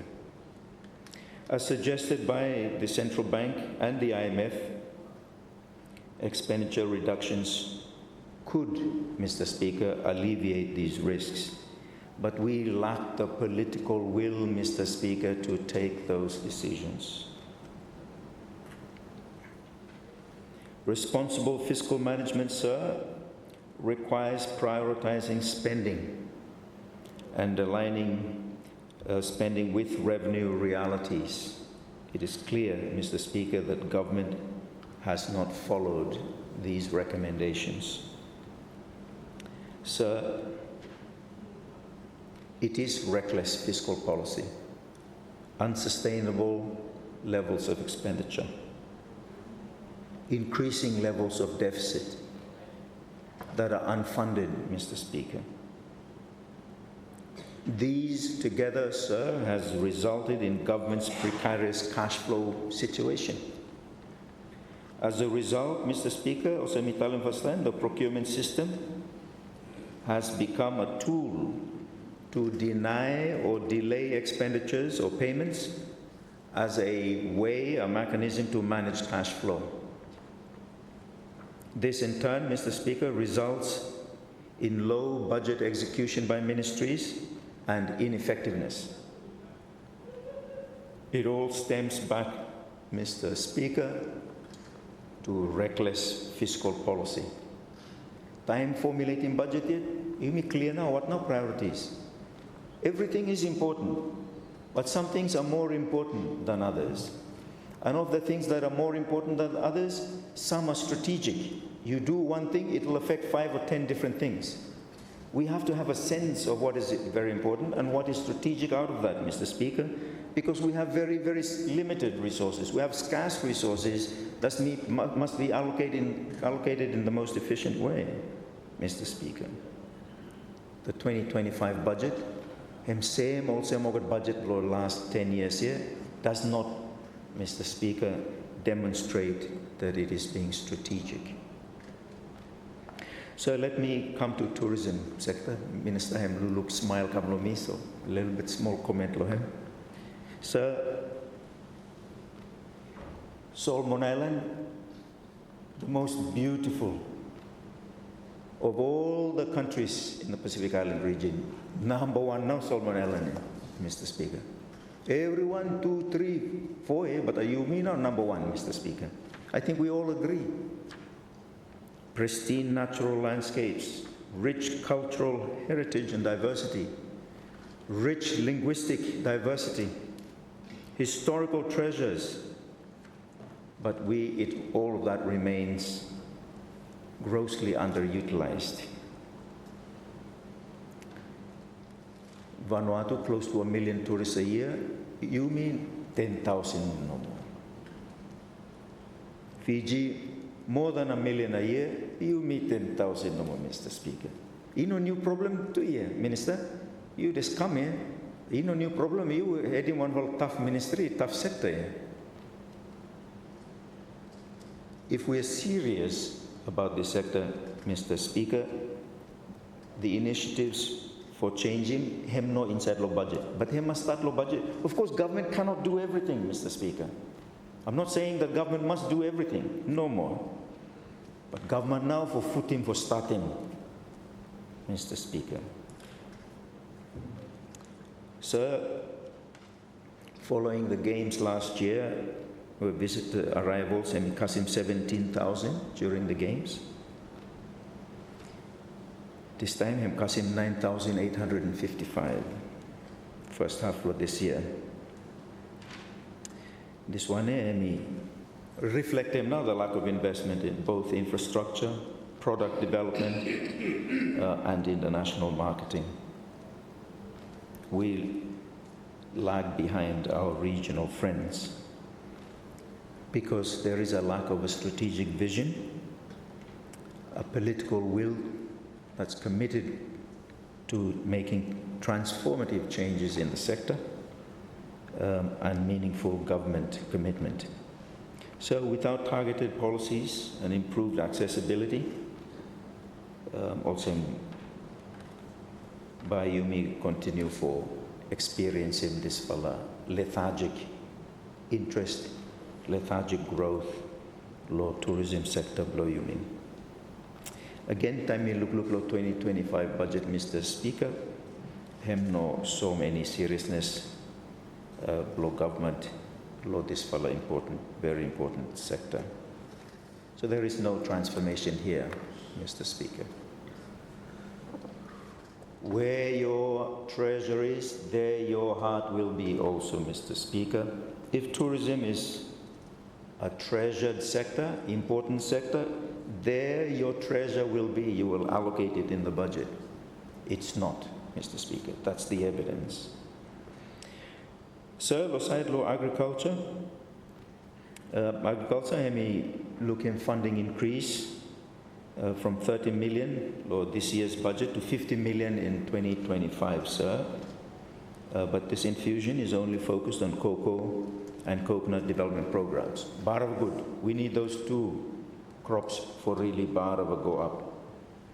However, sir, such investments do not address the pressing need for value chain development, skills training, or marketing support that would elevate farmers beyond subsistence level production. Nor, Mr. Speaker, do they stimulate the processing and manufacturing capabilities necessary for Solomon Islands to secure a stronger foothold in regional and global markets. Without a comprehensive approach to modernization in this sector, sir, which must include research, development, extension services, and infrastructure improvements, our farmers will continue, sir, to underperform relative to our potential as an agriculture-producing country and economy. Further, Mr. Speaker, it is the role of government to proactively support market facilitation. And this too, sir, requires significant investments. Tragically, Mr. Speaker, the 2025 budget is absent any such investments. Sir, the side of forestry once a cornerstone of our export earnings, confronts a future that is marred by declining activity because of the declining commercial loggable stock and the absence of any forward-looking policies. A mere 10 million in development funding has been allocated, sir, with no significant initiatives to promote domestic processing, value adding, and to invest in reforestation. So without incentives for processing and without proper regulatory frameworks and environmental safeguards, the sector's decline will persist. This inaction, Mr. Speaker, not only squanders a vital revenue stream, but also risks long-term environmental degradation and the loss of a critical natural resource. This sector, sir, desperately needs substantive reform to enable it to sustainably generate employment and business opportunities well long-term into the future, Mr. Speaker. Significant reforestation needs to become an important policy goal of government for the next 20 years. Yumi sabe, Mr. Speaker, ogat all man blow yumi before, ogat plantem now, alu, plantation here, lo viru, lo poitete, lo Santa Cruz, ogat plantem staka plantation here, ogat government before, yeah? Em now one yumi must do me, and yumi must start here, Mr. Speaker. If we want government revenues from the forestry sector to be pitched at a certain level, well, we know how many hectares we need to plant of what kind of species, so that in 30 years when we sell that, government revenue will be pitched at that sustainably over the long term, Mr. Speaker. But no more. You me think blue me, also you me go cut them no more, and salem no more, finish go now. Anything happen behind? Okay, you mean lucky. If no happen, oh, but lucky now. We leave it entirely as if it's out of our hands. It is well within our hands. It is the role of government. This whole sector must be supported, Mr. Speaker. There is bright future in the forestry sector, but only if government becomes a critical, proactive partner with industry in it, Mr. Speaker. Lo side lo mining, Mr. Speaker. Of course, we know the mineralization, the geological potential, believe me, hemi good one here. And therefore, it is important, sir, that we invest in reconnaissance so we know what mineral potential we have. You may allocate him no more 100,000 for this one. I'm no good here, Mr. Speaker. We need more companies doing prospecting. We need to give them incentives. We need more prospecting so we know what is where. And then look at viability of mining assets, Mr. Speaker. But at the moment, you may operate low dark no more, and therefore leave ourselves vulnerable, Mr. Speaker.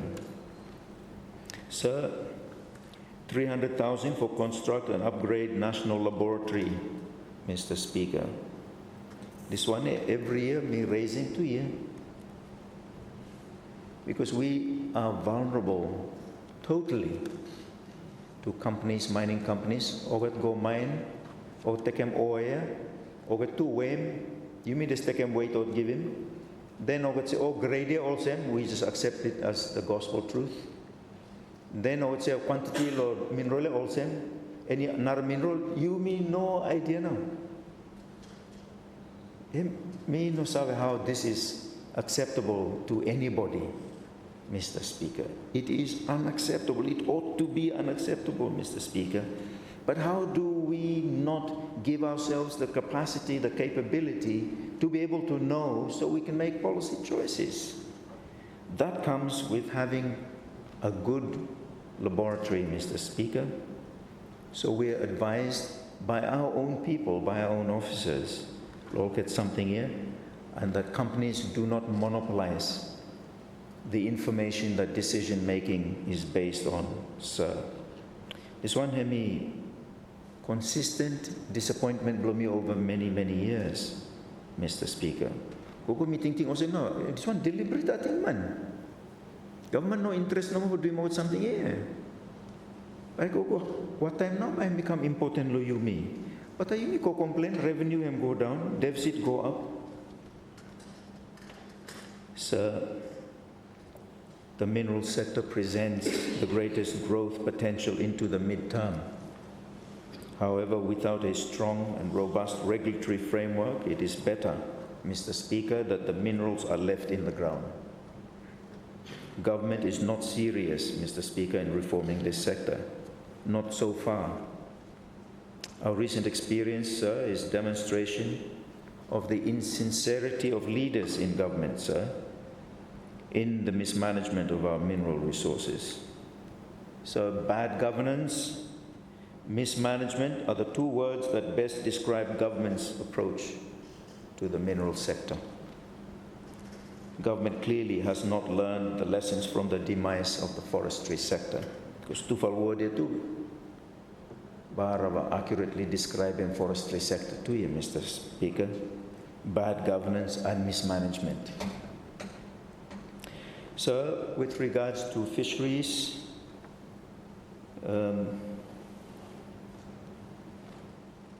despite Bina Tuna Processing Plant project being highlighted as a national priority, it remains, Mr. Speaker, tethered almost entirely to donor funding. In other words, you may not get total control of him. We are at the mercy of whether donors will fund it or not. If something is important to us, let's fund it so it happens on our timelines, Mr. Speaker. You may not go most all people outside more. If you give him. You give him small, you may make him small too. If something is important, sir, something is a treasure to us, there we will allocate, and so there our heart is. So 3.7 million now allocated for Bina 2025 budget. Okay, I mean 3.7 million selling here, but it does not inspire confidence, Mr. Speaker. The ministries that are collaborating, sir, need to coordinate actively to ensure timely and effective implementation. Additionally, the lack of strategic planning regarding resettlement and community engagement has exposed poor foresight and inadequate risk management. Ogot no even garam selene, Mr. Speaker. Ogot say for move each household, for each house, 60,000 now cost below him for move them out from this whole area, whereby port and facilities by Lohem. But ogot no garam, so ogot ask him ogot a residency for agree for ogot seleva move them no more. Mr. Speaker, you mean how? Yeah. But no any house by walking him 60,000 too, Mr. Speaker. Are we being serious or no more, Mr. Speaker? If you be serious, selling stuff for him, yeah.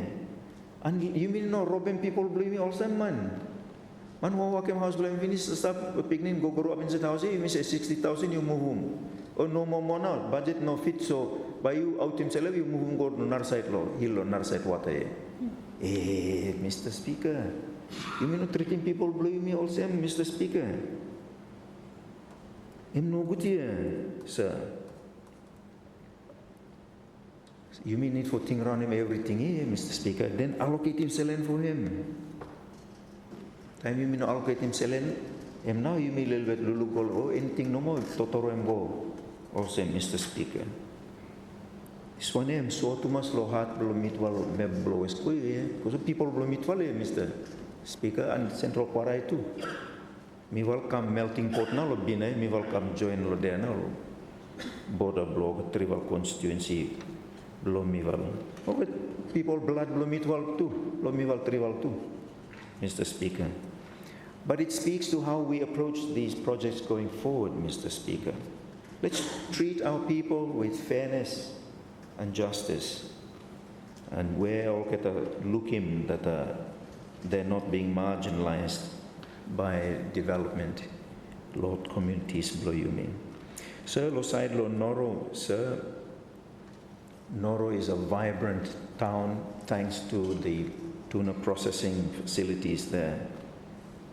It is well within, sir, government's purview for encouraging NPF and Trimarine to double that capacity. We need another 2,000, 3,000 jobs, Lonoro. And if they need incentives, give him loketa. Sir, you mi tataksim this fal process tuna go out here.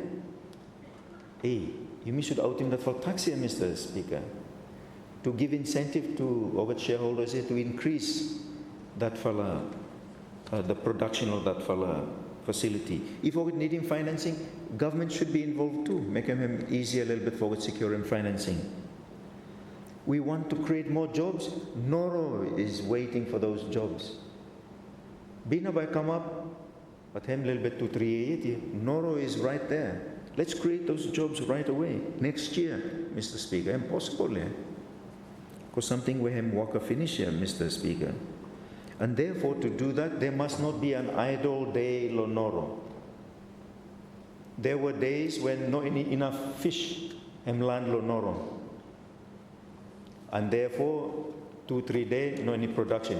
That should not be heard of in this country with so much fish stock. Changing policy here. More fish must be dropped, Lonoro, to create the jobs for our young people. Mr. Speaker, why is it taking so long to move on these things? What now I'm hard to mazia? What now I'm heavy to mazia?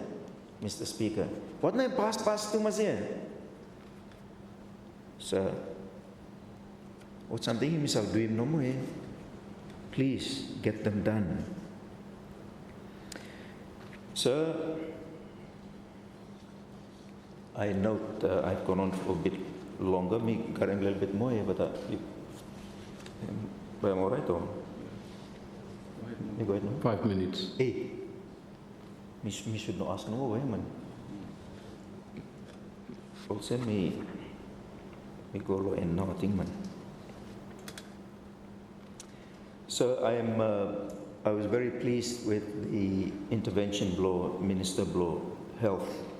We have a very good Minister of Health, Mr. Speaker. Yeah. This one me no guy like you, Mr. Speaker. It's a genuine, I am just genuinely very, very pleased and impressed with what the Minister has been able to do over a very short period of time. Of course, allocations now some time up hand blow him, but over ideas blow him and creativity blow him to see the potential for improvements of health hemi barava good. You may struggle with this fella sector again for 10 years now, maybe longer. Shortage of medicine. Hem go ahead, shortage go ahead. But also him tell him there is a strategy to stem it. This one him barava important to us. People still die preventable deaths here, Mr. Speaker. You know, longo maternity ward, or get nurse must go washing back same glove over the using me or washing back here. Because of the run short load gloves. Hem talk about 10 million or 2025 budget for the lab for reagents and supplies. Hey, this one bar of a good. Me go take blood the other day, or got him stuck away out of stock for months now. Stuck chemical reagents. I couldn't get some of my tests done with Dr. Hemodam. Situation blow you, bar of nobody. But now we're beginning to see light at the end of the tunnel. There's gross neglect by successive governments over so many years. Him na him end up also me. You me cannot deny me. And Barawa life and death situation, Mr. Speaker, where have he been go ahead. And finally, we have a minister that's paying attention. Me like for congratulate him too, Mr. Speaker, that me hear him now a member of the executive board of WHO. This one history for me, but me worry too, because big work for him doing here, Prime Minister, you make sure. No good time go do them walk a blog at Lode, more and forget them more, walk a blue here more, but you will trouble more. This one no worry below me, Mr. Speaker. Sir, just finally, me like for comment also. Since GNAT Hemi form, Mr. Speaker, I was not able to get the analysis of the number of days where ministers were overseas, Mr. Speaker. Emi important, we must go overseas, start a meeting by overseas, but you must pick the right ones. Start a meeting, officers no more should go, then report back. Because the longer you are away, the longer there is neglect lo waka to be done lo home, Mr. Speaker. And so stuck something that should have happened, have not happened. The other thing, Mr. Speaker, lo side lo overseas travel is you me ko complain selling for ogat basic something or some medicine and ogat nar something here. But somehow there seems to have been him easy too much for take him selling for flying. For go overseas, Mr. Speaker. And a little bit big problem. I think this year him unprecedented, Mr. Speaker. And win him every another year before that. And if donors pay for him, or pay him everything now. Not just pay him ticket no more, pay him per diem, pay him hotel, pay him everything. Then you may not give him per diem, blue me, Mr. Speaker, my too much. We're broke. Per diem blue me, US dollar a month. Minister of Police sabe, but I'm all right because I got donor now pay for him, so I'm all right. One got him selling so. But if you mean now, Treasury now pay him go, that takes the cash away, Mr. Speaker, from very basic services where people believe me depend on them, especially life and death situations, Mr. Speaker. Just let me conclude, sir. The 2025 budget, sir, also me talem, and me aspire to achieve two policy pillars: strengthening reliance for sustainable economic growth and enhancing service delivery for Longo people. While these goals, sir, are laudable and vital for the long-term prosperity of Solomon Islands, the 2025 budget falls short, sir, of delivering the scale and the focus necessary to fulfill these ambitions, noble ambitions that they are. Systemic shortcomings, Mr. Speaker, across critical sectors: health, education, agriculture, forestry, mining, fisheries, tourism, infrastructure, public service and governance, sir, underscore the government's reluctance to implement bold, well-researched reforms or allocate resources strategically. Instead of addressing entrenched challenges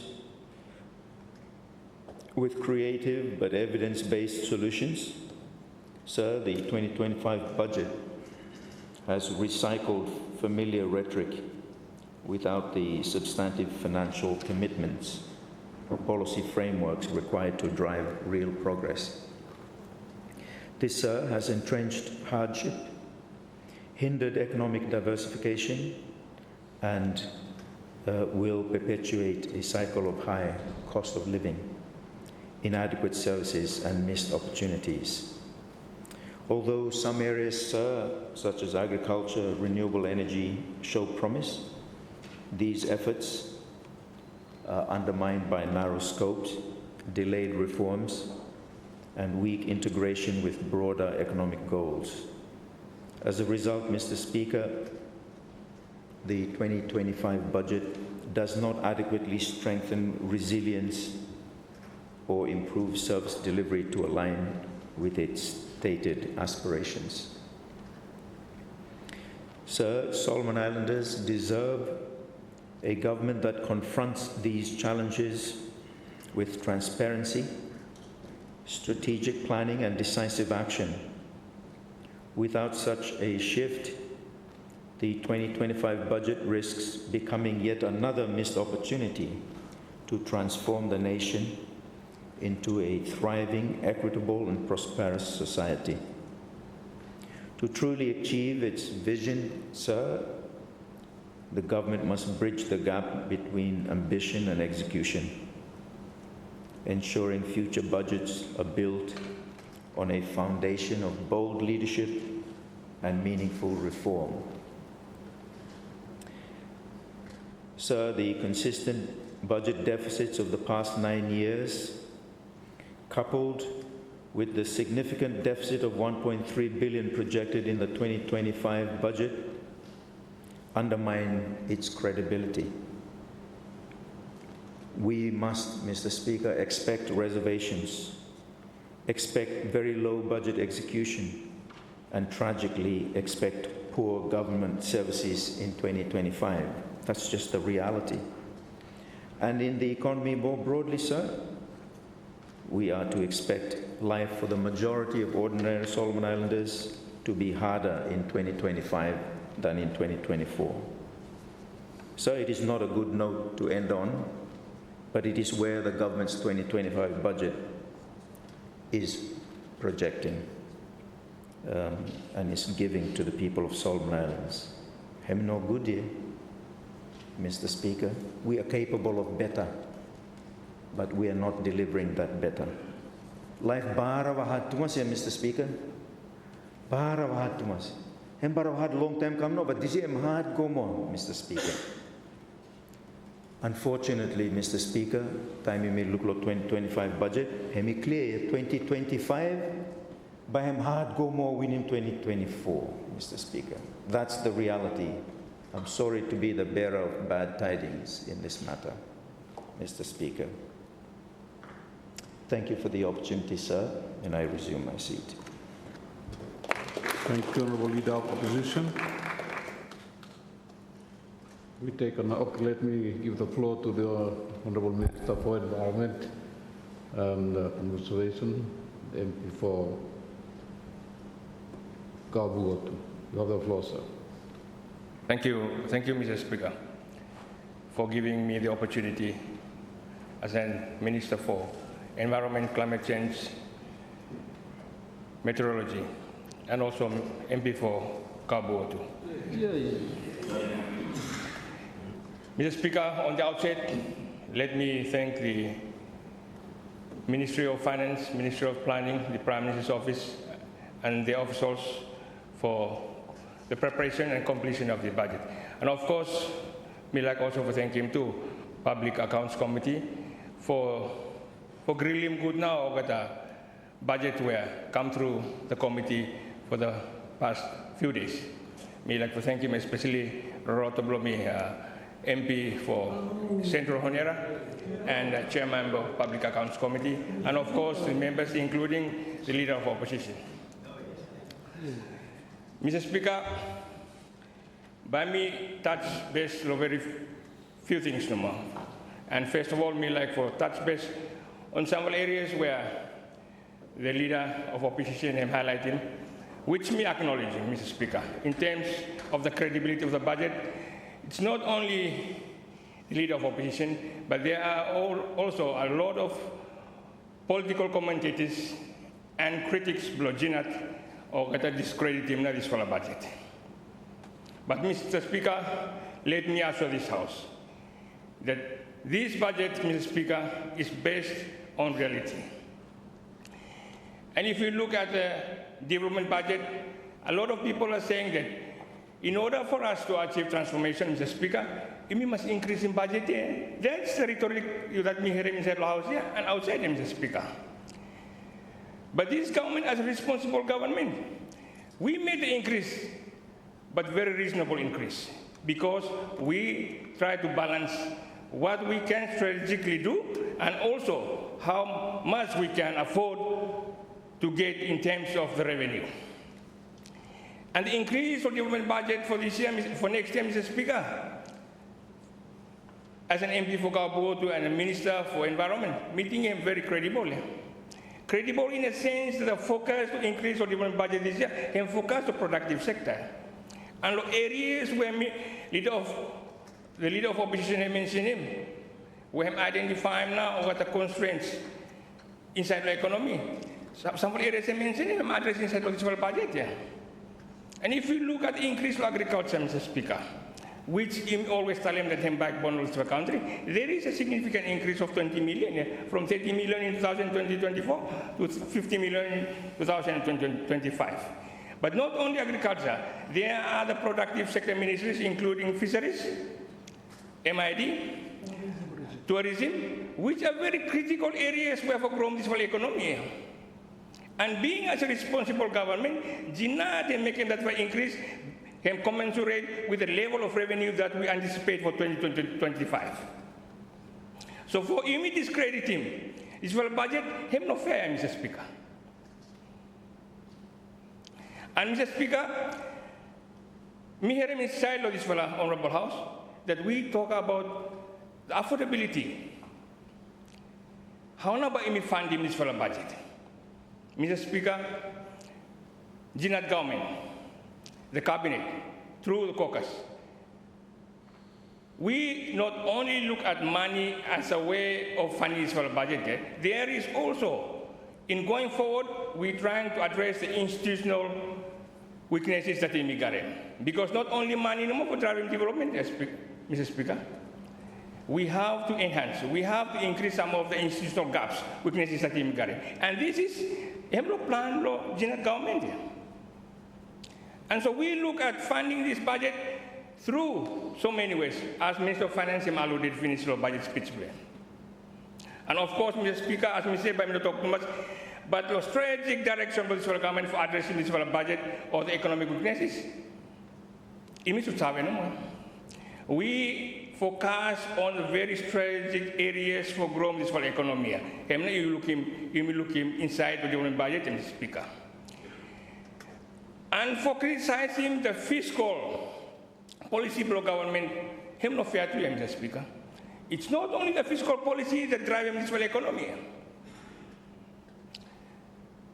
Other policy measures, him should come for complementing and supporting fiscal policy block here. Monetary policy, for example, Mr. Speaker. Liquidity inside the system, Mr. Speaker, him excessive. But because there is a lack of will, local man will look after monetary policy, him will come out here, Mr. Speaker, for driving growth of the economy. So you cannot stop, sit down there and criticize him, no fiscal policy of the government, Mr. Speaker. In this age, or in this situation today, him demanding common sense approach now, Mr. Speaker, and not to rely on conventional thinking. For example, Mr. Speaker, become monetary policy. Monetary policy, the central bank, have only focus for try for reducing inflation through controlling money supply. But monetary policy tools of central bank, you see, no guarantee for buy them, Mr. Speaker. Because even if you reduce money supply, you cannot address inflation. And history and record them their definition. And we like touch base why inflation, where leader him talk about him today. Him true, him affecting you me. Low household level. Him true. But Mr. Speaker, why now inflation him even him defeat him to conventional theory of monetary policy? Why? Because imi tingin that fiscal policy no more for addressing this for economy. Watch monetary policy, him sit back and watch no more. There must be a complementarity between monetary and fiscal policy, Mr. Speaker. Why inflation can keep on rising is because, Mr. Speaker, we are producing below our economic capacity. And that is exactly this budget I'm come for addressing, Mr. Speaker. We are looking at the low-hanging fruits first. Because you make a different thinking, yeah?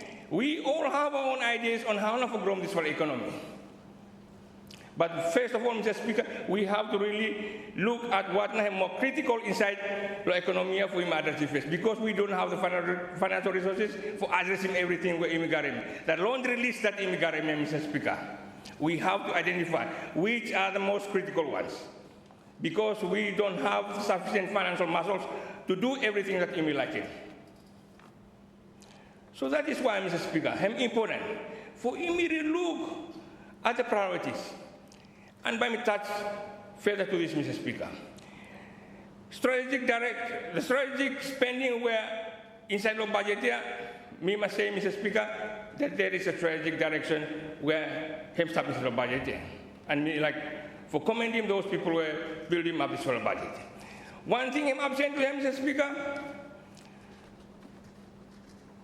funding for development, not only from local sources or from Ministry of Finance. Development partners too must be blamed for not being strategic with the funding.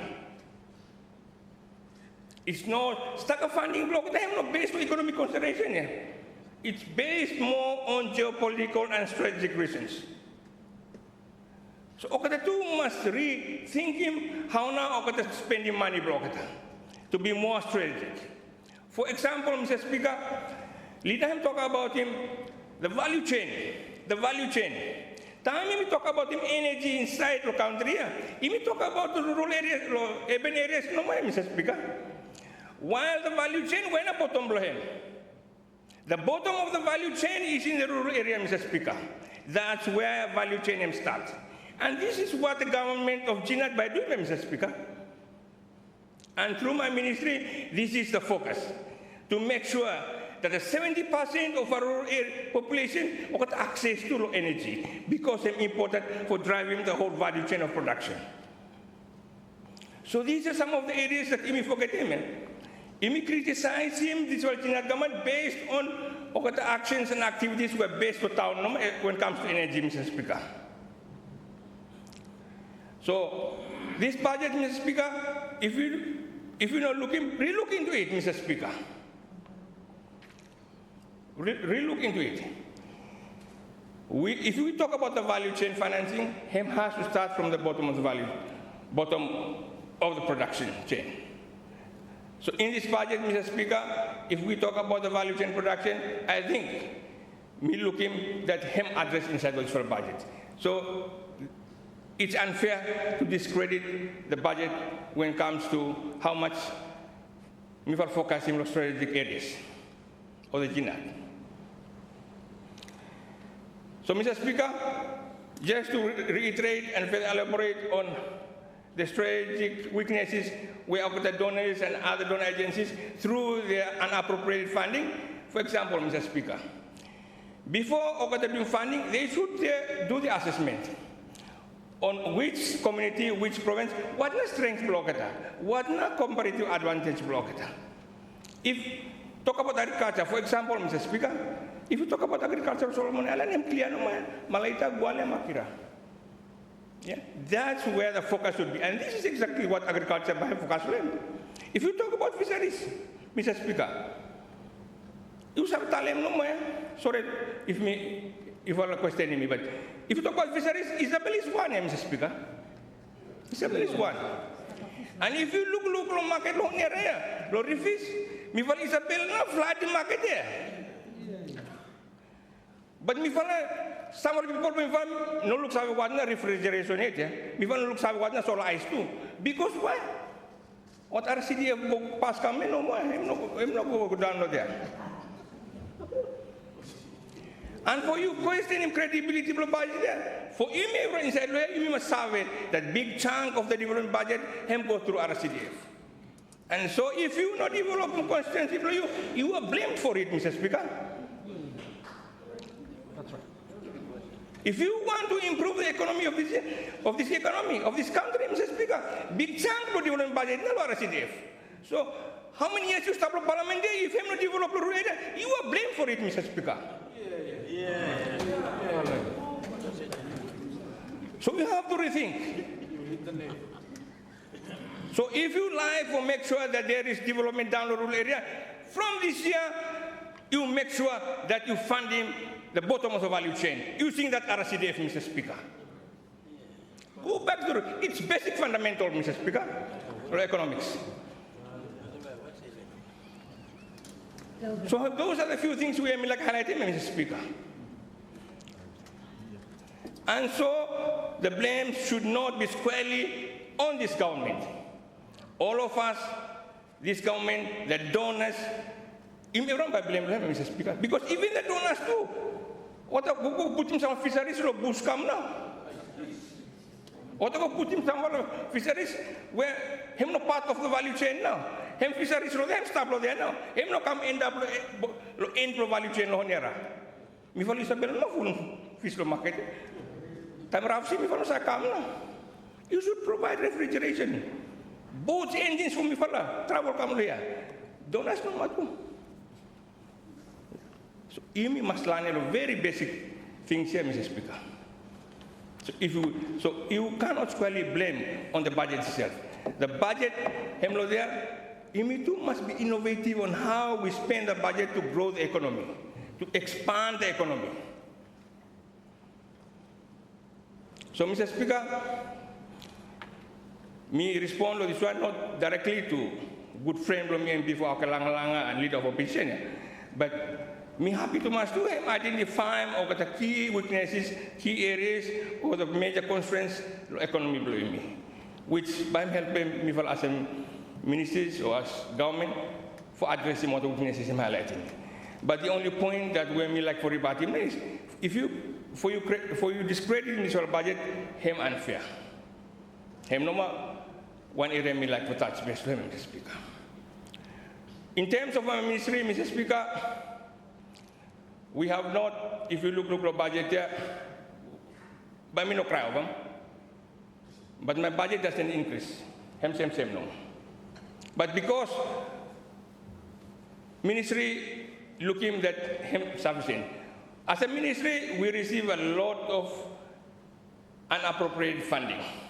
What me fala look this time to improve on is to improve how me fala utilizing, to talk more with donors, to make sure that they focus on the government priorities, especially on the mitigation and adaptation projects.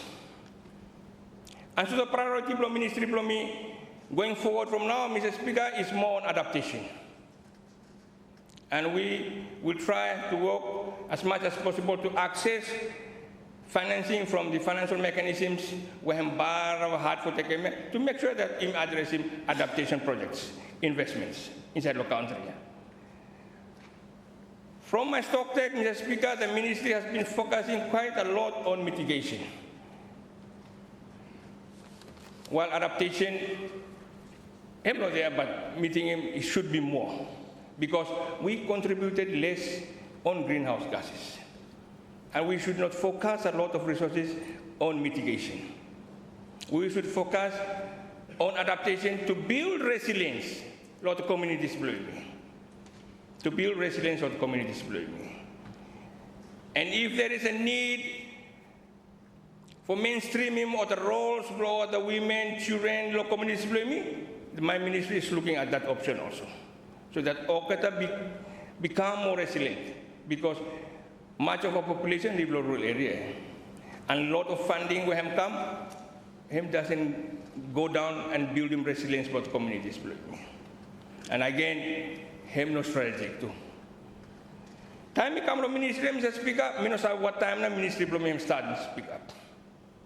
The first thing me ask a ministry from me is, have you done a vulnerability assessment across this whole country? No, Mr. Speaker.